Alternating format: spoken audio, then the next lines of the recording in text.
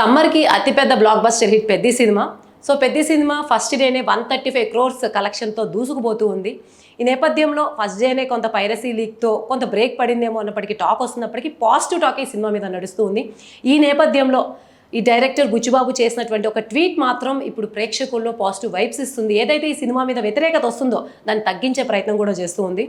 So మొదటి నుంచే కూడా జాన్వీ కపూర్ నటించినటువంటి సినిమాలు మనం తెలుగులో గమనిస్తే ఎన్టీఆర్ నటించినటువంటి దేవరా సినిమాలో కూడా చాలా నెటిజన్స్ మహిళా సంఘాల వాళ్ళు చాలా అభ్యంతరాలు వ్యక్తం చేశారు.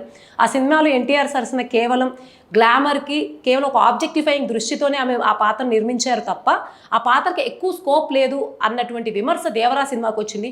ఇప్పుడు కూడా సేమ్ బుచ్చిబాబు రామ్ చరణ్ తేజ్తో చేసినటువంటి ఈ పెద్ది సినిమాలో కూడా సేమ్ అదే టాక్ వచ్చింది. జాన్వీ కపూర్ అచ్చియమ్మ పాత్ర ఏదైతే ఉందో ఓ పక్క రామ్ చరణ్కే ఎక్కువ క్యారెక్టరైజేషన్లో కానీ దీంట్లో కానీ ఎక్కువ స్కోప్ ఉండడం, ఆ క్యారెక్టర్ కేవలం గ్లామర్కే తప్ప ఎక్కడా కూడా ఆ పల్లెటూరి పాత్రకు సెట్ కాకపోవడం, ఇదంతా కూడా ఉమెన్ని కొంత ఆబ్జెక్టిఫై చేస్తున్నారు అని నెటిజన్స్ ఇంకో పక్క మహిళా సంఘాలు కూడా అభ్యంతరాలు అయితే ఈ సినిమా మీద వ్యక్తం చేశారు.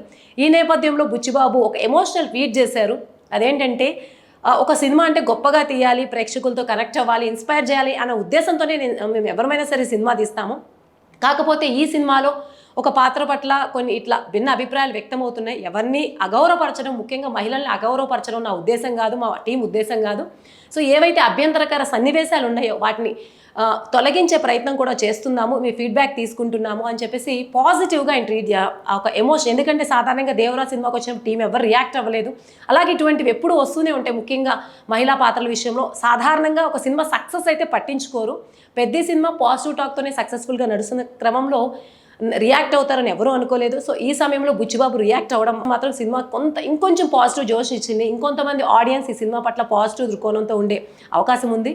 ఏదేమైనప్పటికీ రామ్ చరణ్ ఆర్ఆర్ఆర్ రికార్డ్ని బ్రేక్ చేసి ముందుకెళ్ళగలుగుతారా? ఇప్పటివరకు ఉన్న ఎన్టీఆర్ రికార్డ్ని బ్రేక్ చేస్తారా? ఇప్పుడు బుచ్చిబాబు వేసినటువంటి ట్వీట్ ఎంతవరకు దీనికి ఉపయోగపడుతుందని వేచి చూడాల్సిందే.